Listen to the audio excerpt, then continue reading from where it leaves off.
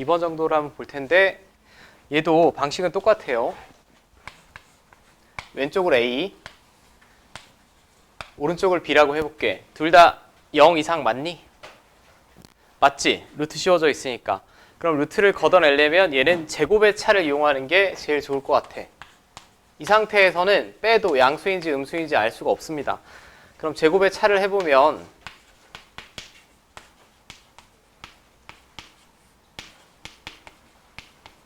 이렇게 될 거야. 자, 문제에서 A, B는 양수라고 했어요. 자, 이거 전개하면 앞에 거 제곱 2 곱하기 2의 곱 양수니까 그냥 근호 한 방에 쓰면 되고 뒤에 거는 둘 다 양수니까 그냥 A 플러스 B로 나오겠죠. 근데 빼기니까 이렇게 되겠지. 아, 이거 왜 A 제곱이니? A, 죄송.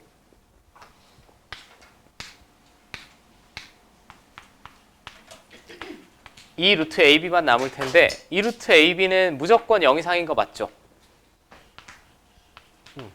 그럼 제가 지금 A제곱에서 B제곱을 뺐는데 0 이상이 나왔어요. 이 말은 A제곱이 B제곱보다 같거나 크다는 얘기고 결론은 둘 다 양수이므로 왼쪽이 오른쪽보다 같거나 크다는 거 증명 끝난 거지?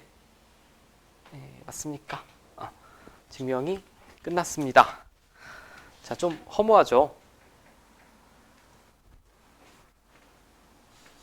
뭘 쓰는 거지, 지연이는? 자, 이제 앞으로 제가 잠깐 넘어와서 드디어 아주 중요한 오늘의 이 부등식을 하기 위해서 이 많은 걸 했다라고 보시면 될 것 같아요.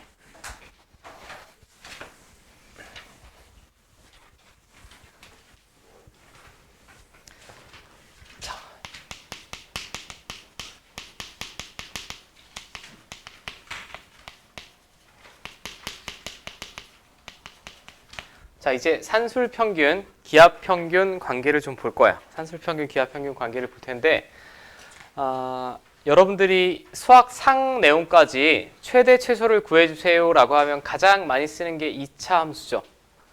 그리고 수학 하에서 최대 최소를 구할 때 가장 많이 쓰는 건 산술평균, 기하평균입니다. 이 두 개를 번갈아서 2학년 때부터는 자유자재로 사용하실 수 있어야 되고 자, 먼저 용어부터 보면 산술평균은 이걸 산술평균이라고 해요. 여러분들이 시험을 보고 평균 점수를 구해주세요 라고 하면 다 더한 다음에 과목 수로 나누죠. 어떤 두 과목 시험 봤다라고 하면 두 과목의 점수를 더하고 나누기 2한 개, 소위 말하는 산술평균이라고 하고 근데 때에 따라서는 둘을 곱하고 루트를 씌워줘서 평균을 구할 때도 있습니다. 이거는 좀 감이 안 오실 수도 있을 것 같은데 그러니까 평균이라고 하는 게 여러분들이 앞으로 삶을 살아가면서 쓰이는 평균이 크게 나누면 세 가지예요. 산술평균, 기하평균, 조합평균인데 여기서 특별히 뭐 엔지니어라든지 그런 경우를 제외하고는 조합평균까지는 갈 일이 별로 없고 산술평균이랑 기하평균 정도는 구분하실 수 있어야 돼. 안 그러면 여러분들 인생에서 좀 난감한 상황이 올 수도 있습니다. 뭐 예를 들면 뭘 할까? 어떤 학생이 있다라고 해볼게. 지연이로 할까? 당신을 말하는 거 특정을 한 건 아니고 너무나 흔한 이름이니까. 자, 지연이라는 친구가 그냥 예를 들어볼게요. 공부가 너무 하기 싫고 당신이 그렇다는 게 아니고 공부가 하기 싫고 유튜브에 재능이 있대. 먹방을 잘한대. 그래서 나는 공부를 하기 싫고 뭐 최고의 유튜버가 될 거야 라고 해서 채널을 개설했다라고 해볼게요. 채널을 개설을 했는데 예를 들면 첫날? 첫 주? 첫 주에 이제 수익 구조가 나왔다라고 가정을 합시다. 수익 구조가 나왔다라고 가정해서 구독자 수가 2배가 늘었다라고 해볼게. 원래 구독자 수가 친구들밖에 없었는데 뭐 재밌는 영상을 찍어서 구독자 수가 2배가 됐다라고 가정을 해볼게요. 2배가 됐다라고 가정을 하면 더 열심히 노력을 했어. 막 먹방 찍고 뭐 주접 떨고 막 그래가지고 구독자 수가 또 올랐다라고 해볼게. 원래 첫 주에 구독자 수는 불쌍하지만 1명, 친구 1명이라고 해봅시다.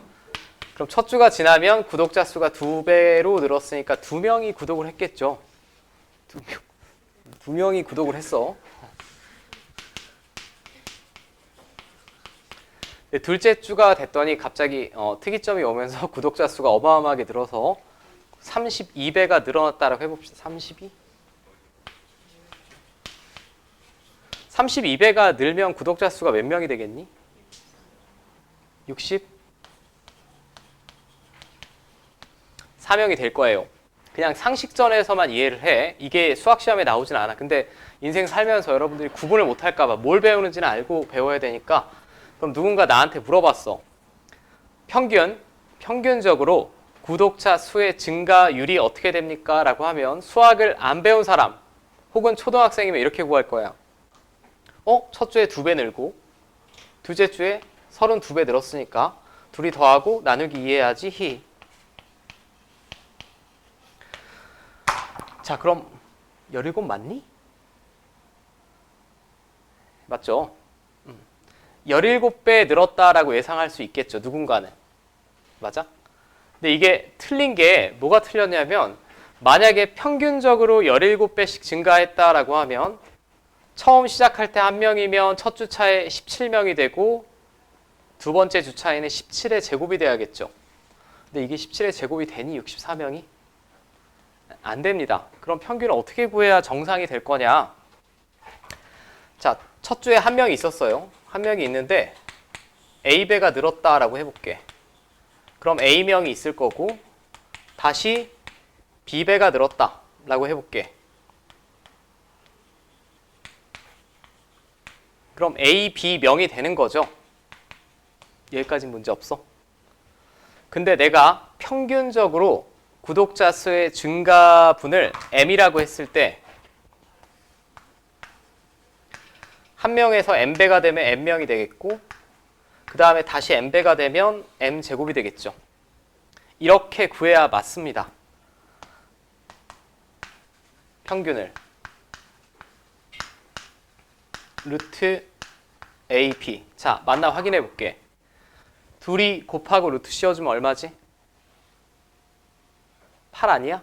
8. 그럼 평균 8배 증가했다라고 하면 1명에서 8명, 8명에서 64명 맞죠? 정확히 맞는 결론 나오는 거 확인돼? 지금 제가 뭐 굉장히 학문적으로 정확하게 설명드린 건 아니에요. 그러니까 평균이더라도 다르다는 얘기야. 다르고 그럼 여러분들이 사회 시간이나 뭐 사회 과목 같은 거 배울 때 기하 평균은 어디서 씁니까? 라고 하면 그냥 상식적인 수준에서 말씀드리면 뒤에 율자 들어간 거 있지? 율자 들어간 거. 인구 증가율. 소득 증가율 등에서는 절대 산술 평균을 작성하시면 안 되고 기하 평균으로 평균을 구하셔야 돼요. 오케이? 여기서 만약에 여러분들이 뭐 회사를 가고 기획을 하는 부서에서 근무한다. 근데 보고서를 여러분들 상사한테 제출했어. 이 유튜브 채널 너무 잘 나간다. 평균적으로 17배씩 성장을 한다라고 하면 상사한테 싸대기 맞겠지.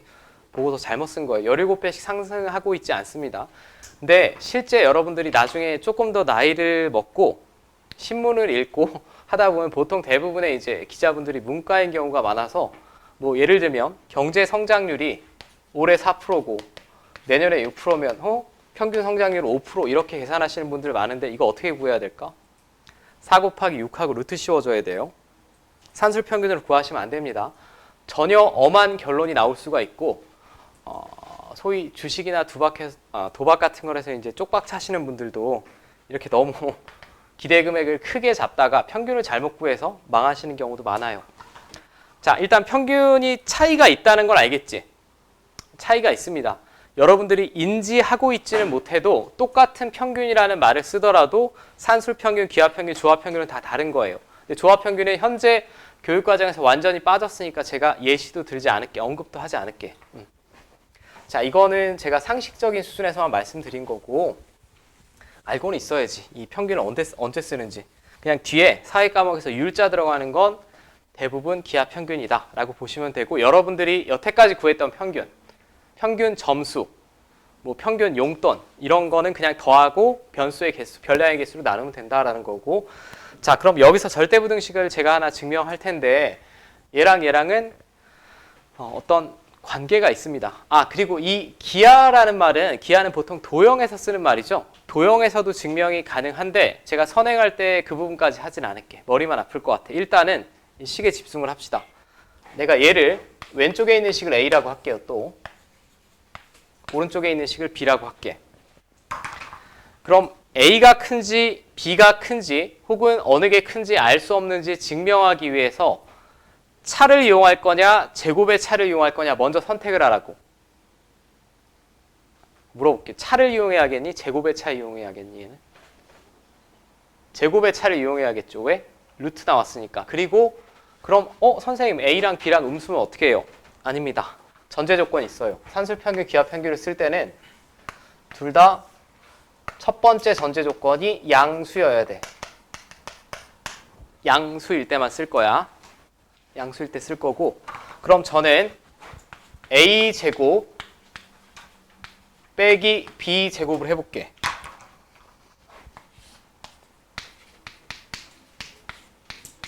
자, 이거 제곱하면 그냥 AB죠? 그냥 AB입니다. 그러면 제가 분모를 4로 맞춰볼게. 이거 제곱하면 4 될 테니까. 그럼 얘는 A 플러스 B의 제곱이 될 거고, 그죠? 이거 제곱하면 얘는 분모 4로 맞췄으니까 4AB로 올라가야 되지, 이렇게. 맞아? 맞지? 그럼 분자를 보면 뭐가 떠오르니? 또 완전 제곱식 아니야? 완전 제곱식입니다. 그럼 얘는 음수가 나올 수 있어요? 어느 경우에도 없죠. 내가 A제곱에서 B제곱을 뺐더니 항상 0 이상이래. 그럼 A가 큰 거야, B가 큰 거야? A가 B보다 같거나 크다라는 얘기입니다. 따라서 산술평균이 기하평균보다 언제나 같거나 크게 나와요. 여러분들이 나중에 보험, 주식, 펀드 매니저, 애널리스트 할 때 상대방한테 사기를 치고 싶으면 수익률을 산술평균으로 구해야겠어? 기하평균으로 구해야겠어? 무조건 산술평균으로 구하고 구라를 쳐야 됩니다. 산술평균이 크게 나오니까. 사람은 탐욕의 동물이라서 모르면 다 당합니다. 사기치는 건. 자, 무조건 산술평균이 기하평균보다 항상 같거나 큰 거 증명했어요. 자, 그 다음에 중요한 게, 지금 중요한 건, 그러니까 이 식 제가 증명했어. 이게 두 번째 중요한 거. 세 번째는 등호 성립 조건. 이걸 줄여서 등호 성립 조건이라고 합니다.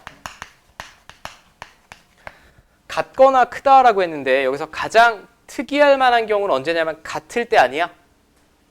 같으려면 얘가 0이 될 때지. 0이 될 때는 A, B가 어떻게 될 때? 같을 때. 앞에 있는 애랑 뒤에 있는 애가 같을 때는 산술평균이나 기하평균이나 똑같이 나옵니다. 예를 들면 해볼게. 여러분들이 시험 봤어. 쉬운 걸로 하자. 개 잘한다, 공부. 자, 국어, 수학 둘 다 100점이래. 산술평균으로 구하면 평균 몇 점? 100점. 기하평균으로 구해도 둘이 곱하고 루트 100점이지. 똑같이 나오죠. 두 별량의 크기가 같으면 산술평균이든 기하평균이든 똑같이 나옵니다. 자, 여기까지 문제 없어요? 그럼 산술평균, 기하평균에서 의미는 상식 정도로 알아두시고 전제조건 반드시 양수여야 되고 그 다음에 저 관계식 아셔야 되고 등호 성립 조건까지 아시면 돼. 그 다음에 제가 조금만 더 추가할게. 본질적으로 좀 고찰을 해볼게. 얘가 얘보다 같거나 크다라는 건 이해를 했어. 근데 이 식을 잘 쓰진 않아요. 이 식보다는 여기까지는 증명이 끝났고 양변에 2를 곱하면 이렇게 되죠.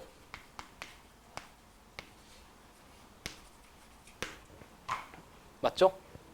그럼 A 플러스 B는 두 수의 합이지. 합입니다. 합. A 곱하기 B는 두 수의 곱이죠. 합과 곱의 관계를 나타내는 부등식이라고 이해하셔야 돼요. 그러면 합이 주어지면 곱의 한계를 알 수 있고 곱이 주어지면 합의 한계를 알 수 있다는 얘기죠. 수학에서 최대 최소는 굉장히 중요합니다. 뭐 물에 끓는 점이 100도 이런 게 중요하듯이 상태가 변화하는 순간이나 한계를 말하는 거기 때문에 굉장히 중요해요. 저 개인적으로는 산술평균, 기하평균은 합과 곱의 관계라고 이해하시는 게 제일 좋을 것 같아. 그리고 저렇게 딱딱한 식으로 외우려고 하지 말고 그냥 이렇게 외워. 어떤 양수를 데려와도 그 두 양수의 합은 2 루트 둘의 곱보다 같거나 크다를 나타내는 게 산술평균, 기하평균입니다. 자, 여기까지 됐어요. 양수라는 전제 조건이 있어야 되고, 오케이? 산술평균, 기하평균을 수십 년 넘게 모든 사람들이 다 배워. 고등학교 수학에서. 근데 여러분들 아마 집에 가서 부모님한테 여쭤봐도 기하평균 언제 쓰는지 알아 하면 아마 대답하실 수 있는 분들은 거의 없을 거야. 여러분들도 나중에 결국은 자본소득도 중요하고 여러분들이 투자해야 되는 상황도 옵니다. 둘 평균은 정확히 구분하실 수 있어야 된다는 거 기억을 해 주시고, 자, 지금은 근데 제가 경제학 시간도 아니고 사회 시간도 아니니까 순수하게 계산을 한번 해볼게요. 이제 206페이지로 다시 넘어와서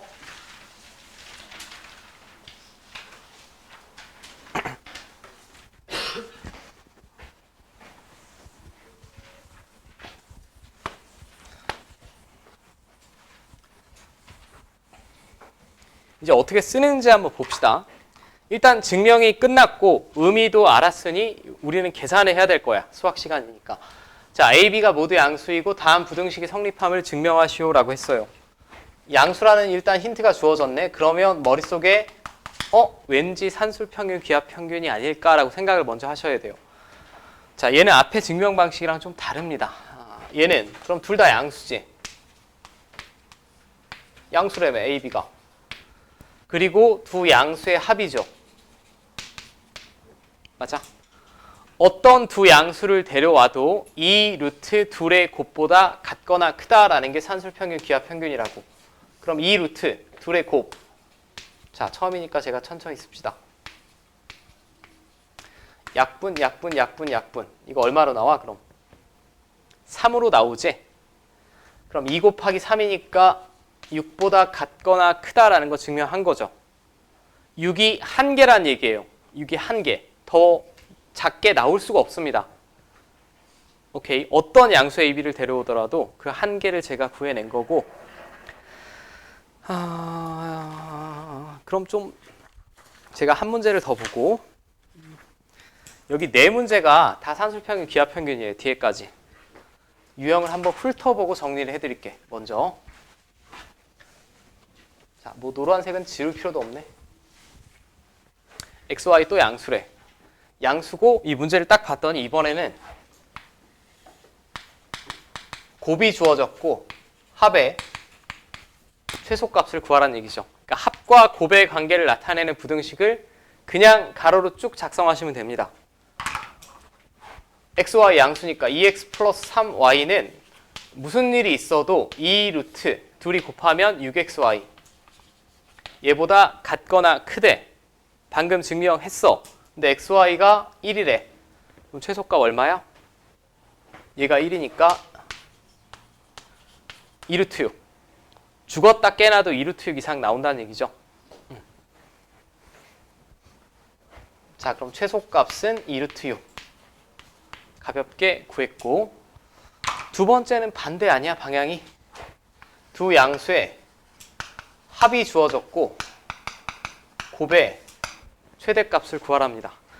그럼 그냥 또 가로로 쭉 작성하시면 돼요. x 플러스 2y는 2 루트 둘의 곱보다 항상 같거나 크다. 이게 산술평균, 기하평균이라고. 근데 특별히 이번에 x 플러스 2y가 얼마래? 16이라고 했어요. 16.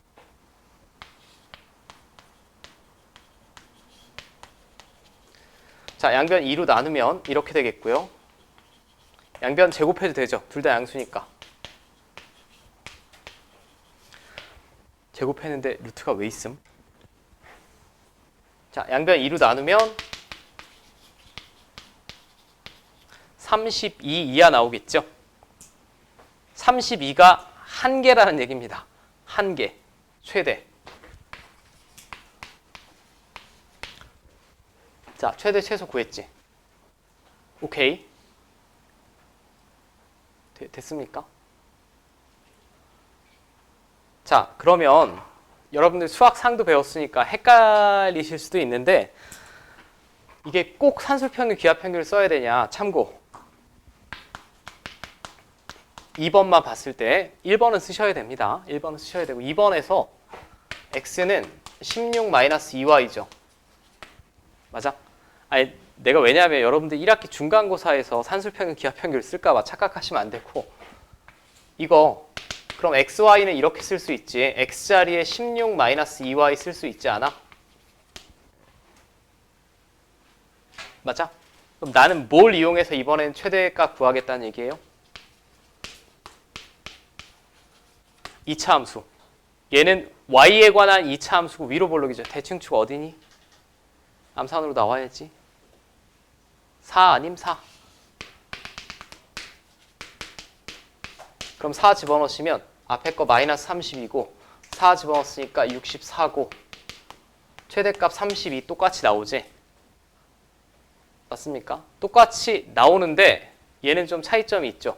이렇게 구할 때는 y에 제한이 없을 때, 범위가 제한이 없을 때 얘는 양수지 지금. 양수일 때는 무조건 산술평균, 기하평균이 일반적으로 계산이 훨씬 편안합니다. 훨씬 편하니까 여러분들 정확하게 익숙해지셔야 된다는 얘기고. 자, 제가 좀 시간이 부족해서 난이도를 조금 높여볼게요.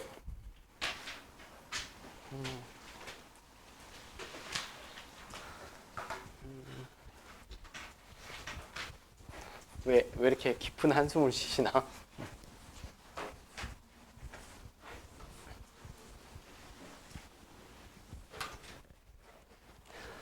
자, 또 양수고 다음에 최소값을 구하랍니다.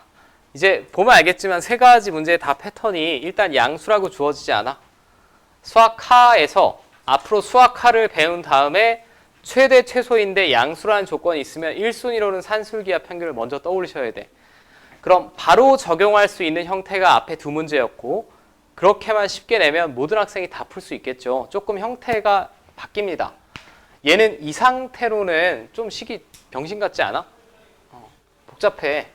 일단은 전개를 해볼게. 전개해보면 A, B 얘랑 얘 곱하면 4 얘랑 얘 곱하면 1 이렇게 되겠죠. 전개했더니 그냥 끝났습니다. 4 더하기 1 하면 5죠. 자, 이놈의 최소값을 구하라는 얘기는 뒤에 5는 그냥 더해져 있는 거지 앞에 둘의 합의 최소값만 구하시면 돼요. 근데 A, B가 양수라고 했으니까 이거 둘 다 양수죠. 두 양수의 합은 2 루트 둘의 곱보다 같거나 크다라는 게 산술평균이니까 뭐 이상 나옵니까? 앞에 식이? 4 이상 나오죠. 이거 근호 바깥으로 나오면 2고 맞아? 그럼 앞에 있는 식은 4 이상이 나오고 거기다 5를 더했으니까 이 전체는 9 이상으로밖에 안 나오겠지. 됐지? 됐을 거야. 참 더 예시를 들어드리고 싶은데 이게 일단 다음 시간에 아마도 정상적으로 공부하셨으면 여기서는 질문이 좀 많이 나올 거야. 그때 제가 다시 한번 부연 설명을 드리도록 하고 일단 하던 건 맞춰야 되니까 자, 여기까지 이해하시면 웬만한 문제는 다 풀릴 겁니다. 이게 수학이 항상 비슷한데 처음에 정의를 배우고 성질을 배우고 기본 유제를 배우고 변형한 걸 배우죠. 수학상에서도 곱셈 공식, 인수분해 공식 때려 외운 다음에 이리저리 바꿉니다. 얘는 조금 조건이 바뀌었어요. 일단 x가 1보다 크다라고 했어.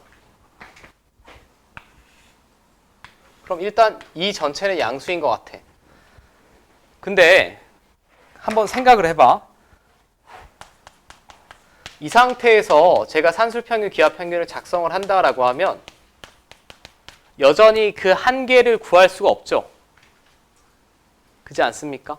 여태까지 문제는 여기서 그냥 상수가 뿅 튀어나왔는데 여전히 x가 근호 안에 갇혀 있잖아. 그럼 여러분들이 적절히 형태를 바꿔주시면 돼요. 곱해서 약분이 가능하려면 앞에 뭐가 있으면 참 좋을까? 얘랑 얘랑 곱해서 약분이 되려면 x-1이 있으면 좋지 않겠어? 없으면 만들면 되지. 빼기 1 다시 더하기 1. 그럼 원래 식이랑 똑같죠, 이게.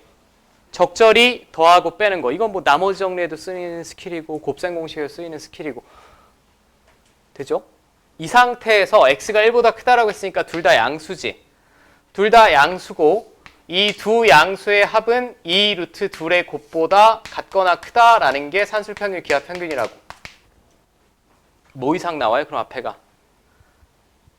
2 이상. 그럼 거기다 1만 갖다 더했으니까 이 전체는 무조건 3 이상이 나오겠지. 이거는 여러분들 고등학교 1학년 수학 3까지 배웠으면 아무리 공부 잘하는 학생이어도 이거 최소값 못 구합니다. 2차 함수고 뭐고 뭘 이용해도 이거 안 되는 게 제가 만약에 통분을 했어. 통분해도 분자는 2차 함수가 맞지만 분모에도 x에 관한 식이 있으니까 이 전체의 최대 최소는 못 구하죠. 구하는 거 배운 적 없어요. 새로운 방법을 배운 거예요, 여러분들은. 산술평균, 기하평균 이용해서. 자, 그럼 방금 하나 중요한 센스 있는 부분이 하나 필요한데 산술평균, 기하평균을 이용해서 그 한계를 구하려면 곱해서 약분이 가능한 형태가 나와야 되지. 안 나오면 만들어야 돼. 얘도 머릿속으로 문제를 풀기 전에 냅다 산술평균, 기하평균 쓰기 전에 둘이 곱하면 문자 약분 됩니까? 안 되죠. 앞에 뭐가 있으면 좋을까? 4x-4가 있으면 4로 묶어내고 x-1 나오겠지. 없으면 만들면 됩니다.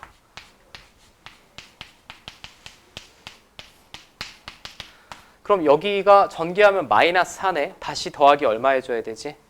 3. 이해돼? 이 형태를 적용할 수 있는 형태로 바꾸자는 얘기예요. 원래 식이랑 똑같잖아. 그럼 x가 1보다 크다라고 했으니까 얘도 양수, 얘도 양수고 두 양수의 합은 2 루트 둘의 곱보다 같거나 크다. 이번엔 바로 씁시다. 둘이 곱하면 그냥 4만 남죠. 그럼 이 전체는 7 이상 되겠지. 맞아? 7 이상 될 거야. 자, 그 밑에도 이제 그대로 풀어보시면 되겠고 부지런히 2개 남았어. 이게 제가 본 수업이면 좀 천천히 할 텐데 어떤 시수가 정해진 내에서 어느 정도를 맞춰줘야 되기 때문에 우리가 큰 수만 본다는 생각으로 보시는 게 좋을 것 같아요. 제가 아주 짜잘하고 디테일한 건 조금 생략하고 있어. 자, 이제 발전 예제는 사실 실생활에 뭐 이걸 활용하지는 않겠지만 실생활에 한번 활용해 보자라는 거야. 길이가 100m인 줄을 겹치는 부분 없이 모두 사용하여 그림과 서로 다른 크기의 직사각형으로 이루어진 네 구역을 만들었대. 구역 전체 넓이가 최대가 되도록 하는 직사각형 둘레의 길이를 구해주세요. 직사각형 둘레의 길이를 구해달라고 했는데 그럼 이 구역 전체 넓이나 둘레의 길이를 표현하려면 가로, 세로가 필요하겠지. 가로, 세로를 먼저 미지수로 잡을게. 그리고 당연히 가로, 세로의 길이를 제가 xy라고 했으니 둘은 양수겠죠. 맞습니까? 자, 근데 이거를 길이가 100m인 줄을 이용한다라고 했거든. 그럼 가로에 쓰이는 줄이 몇 x만큼 쓰이니? 2x. 그치? 그 다음에 세로에 쓰이는 줄이 하나, 둘, 셋, 넷, 다섯. 이걸 다 썼을 때 몇 미터 나와야 돼? 100m. 그리고 둘은 양수. 맞지? 이 문장과 조건을 식으로 표현하고 있는 거예요. 마지막에는 전체 넓이. 전체 넓이야. 하나씩 구할 생각하지 마시고 전체는 그냥 x 곱하기 y죠. 그러니까 마지막에 물어본 게 x, y의 맥시멈, 최대 물어본 겁니다. 그럼 이거 앞에 있는 기본 유형 아닙니까?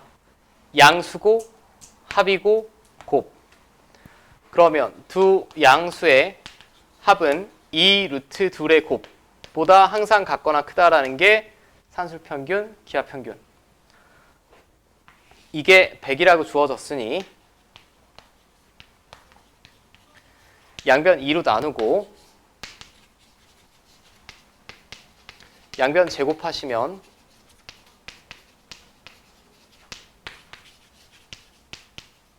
넓이는 250제곱미터 이하가 나와야겠죠. 맞습니까? 그럼 이게 넓이의 최대값이고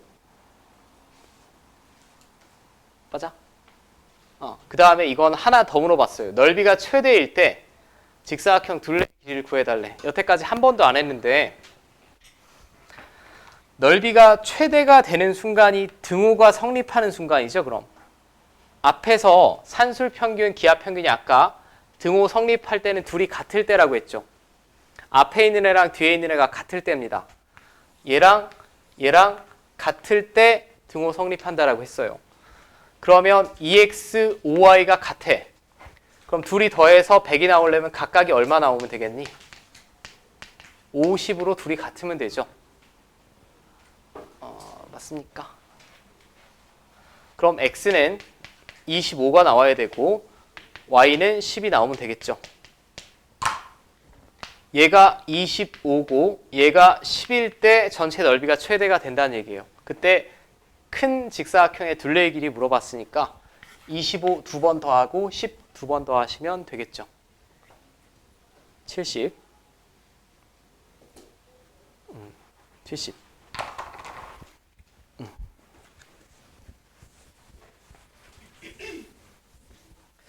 자, 정리.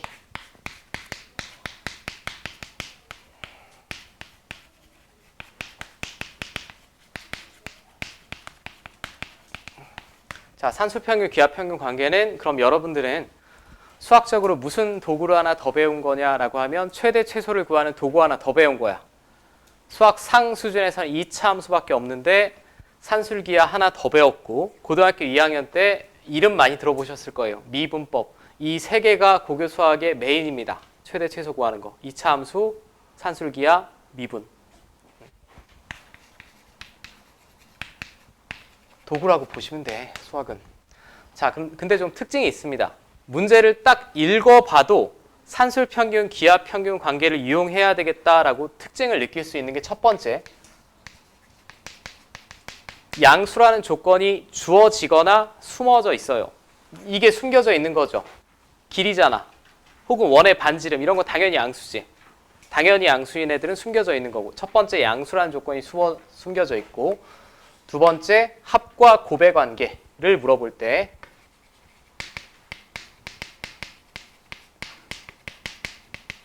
세 번째는 최대 혹은 최소값 구하여라. 그죠? 그 다음에 곱해서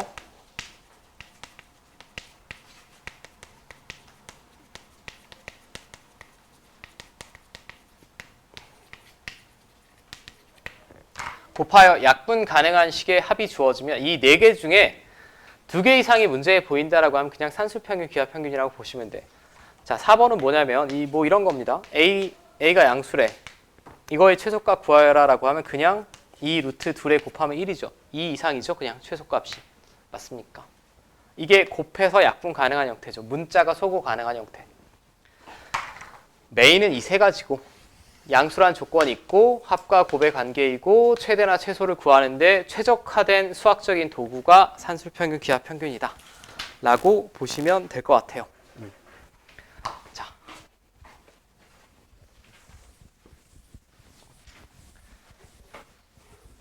우리가 뭐 다음 주 화요일은 정상이고 목요일은 구정 연휴인 거 아시죠?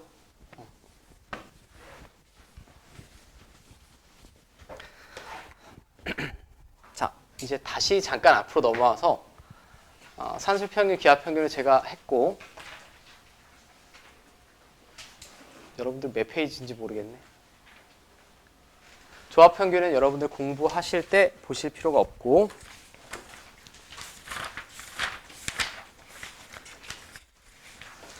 조합평균이라고 써있는 거 그냥 지우셔도 돼요. 202페이지 맨 아래는 지워.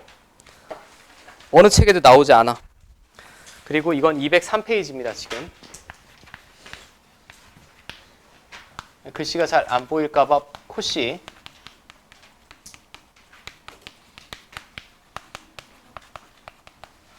코시-슈바르츠 부등식이라고 합니다. 코시-슈바르츠 부등식이라고 하는데 이 부등식은 좀 웃겨.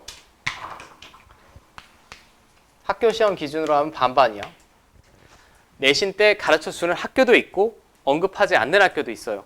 산술기하는 모든 학교 공통입니다. 그리고 수능 시험에는 얘를 알아야만 풀 수 있는 문제는 절대 출제하지 않습니다. 그냥 알면 도움이 될 때는 있어. 도움이 될 때는 있는데, 그러니까 중요도가 산술평균, 기하평균보다 조금 떨어진다는 얘기죠. 떨어진다는 얘기고, 이름이 왜 두 마리가 아니라 왜 두 분이 붙었냐면, 슈바르츠라는 분은 이제 아마추어 수학자죠. 대학원생일 때였어요. 수학에서 뭐 대학원생, 석사 정도는 별로 뭐 알아주지가 않습니다. 여러분들도 좀 어디서 대우를 받으려면 공대 엔지니어 박사는 돼야 되는데, 아무튼 슈바르츠가 대학원생일 때 이걸 증명을 하고, 당시에 이제 논문 심사관이 코시라는 수학자였어요. 여러분들 유명한 수학자들 들어보셨을까? 코시, 가우스, 오일러 뭐 이런 사람들.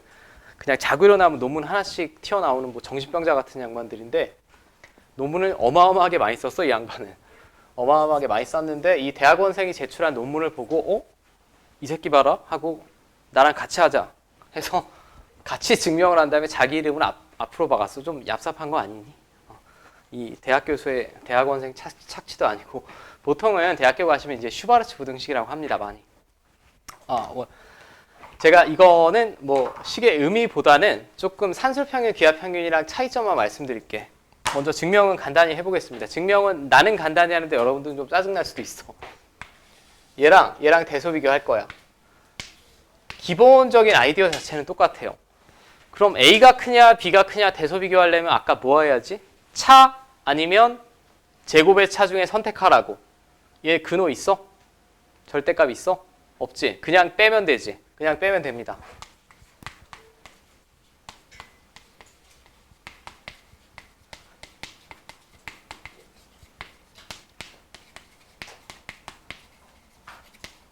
빼면 뭐 당연히 조금 병신 같은 식은 나올 거야. 자, 앞에는 무식하게 분배 법칙.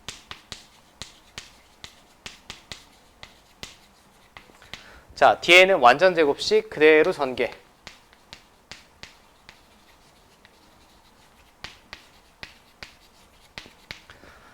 자, 이렇게 되겠죠.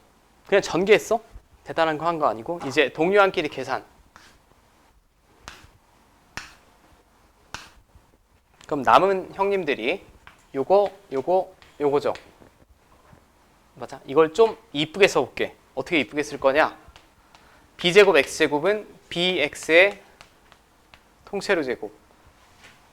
그 다음에 a제곱 y제곱은 ay의 통째로 제곱. 그 다음에 마이너스 2ab xy는 마이너스 2ay bx. 이렇게 써도 되죠. 곱셈이니까 교환법칙 성립하잖아. 최종적으로 또 결론은 뭐야? 완전 제곱식입니다. 이거 a, b라고 보면 정확히 가운데 마이너스 2ab 와 있죠.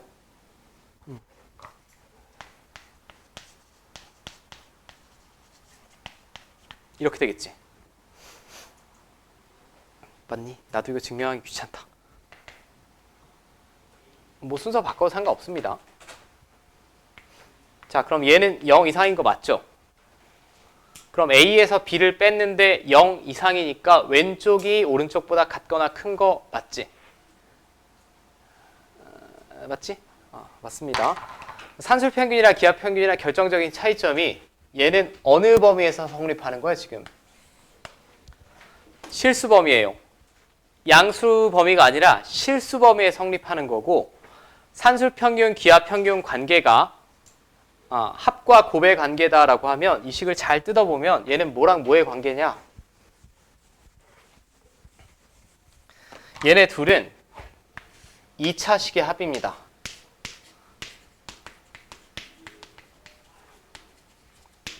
맞죠? a제곱 b제곱 2차식, x제곱 y제곱 2차식. 근데 얘를 보면 요 지수 빼고 ax 플러스 by면 xy에 관한 1차식이라고 볼 수 있죠.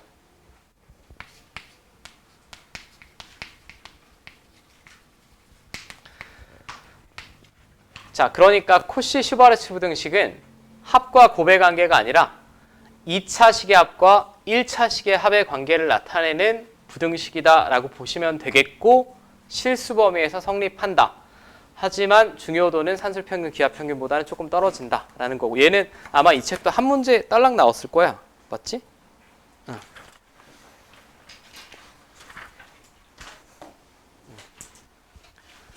자, 이거는 이렇게 할게요. 제가 여러분들 부담을 좀 줄여드리기 위해서 사실 선행할 때는 생략할 수도 있는 부분인데 제가 생략은 하지 않았고 내가 유제 7-16번을 볼 거야. 난 발전 예제가 아니라 유제 7-16번으로 볼 거고 여러분들은 이 정도만 이해하시면 될 것 같고 뒤에도 거의 없습니다. 아, 없네. 한 문제밖에 없으니까 뒤에는 그냥 푸시면 될 것 같다. 자, 저는 유제를 볼게요. 여기는. 자, 실수 2차 식의 합 1차 식의 합 그럼 얘는 여기까지 딱 보면 선택은 끝나야 돼. 산술평균, 기하평균이 아니라 코시-슈바르츠 부등식이구나. 그럼 코시-슈바르츠 부등식을 제가 쓰는 요령을 말씀드릴게요. 맨 처음에는 저처럼 가로 쭉 안 될 거예요. 그러면 그냥 방금 제가 증명한 슈바르츠 부등식을 쭉 써.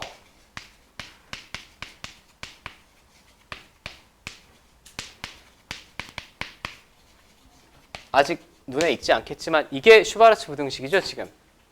그리고 얘는 항상 성립이라고 그랬지. 무슨 부등식? 절대 부등식. 그럼 여러분들 항등식 풀 때도 어떤 건 개수 비교로 하지만 어떤 건 그냥 적절 안에 집어넣는 수치 대입법을 쓰기도 하지.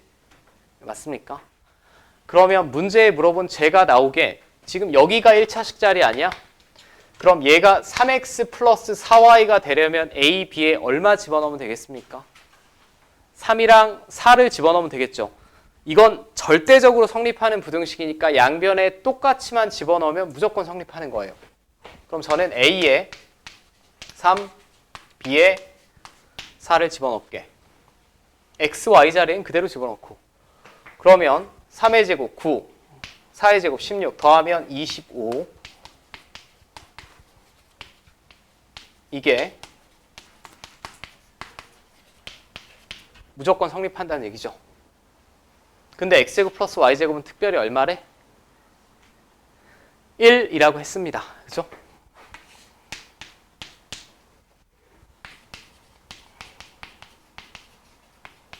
그러면 얘는 25죠? 넘기면 이렇게 될 거예요. 그럼 여러분들 이 2차 부등식은 다 풀 수 있지 않아? 만약에 이렇게 돼 있으면 범위가 어떻게 돼요? 25가 5의 제곱이니까 마이너스 5부터 5까지지. 맞아? 얘도 형태 똑같아. 그냥 이걸 하나의 문자라고 생각하면 이거 제곱 빼기 25니까 얘는 마이너스 5랑 5 사이가 되겠죠. 이게 3x 플러스 4y가 가질 수 있는 한계라는 얘기예요. 한계, 범위의 한계. 자, 됐습니까? 일단은 그러면 발전예제 11번은 크게 신경 쓰지 않고 그냥 풀 사람은 푸는 걸로 할게. 이거는 자세히 볼 필요 없고 슈바르츠 부등식은 산술평균, 기하평균은 다 하셔야 됩니다. 다 하셔야 되고 과제는 당연히 7단원 끝까지 풀어주시면 되겠죠. 다음 주 화요일까지니까 천천히 시간